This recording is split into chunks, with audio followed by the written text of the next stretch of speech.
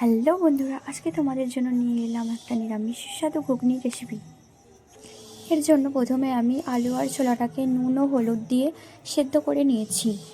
এরপর আমি একটা ভাজা মশলা বানাবো। তার জন্য আমি নিয়ে নিয়েছি জিরে, গোটা ধনে, মৌরি ও শুকনো লঙ্কা।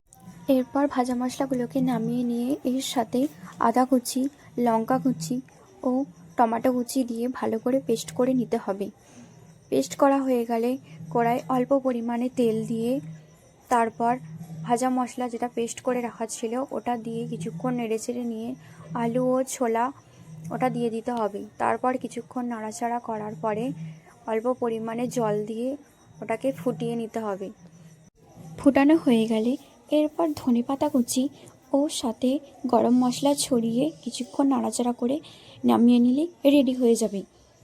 নিরামিষ ঘুগনি এভাবে একবার বানিয়ে দেখুন, দারুণ খেতে হয়।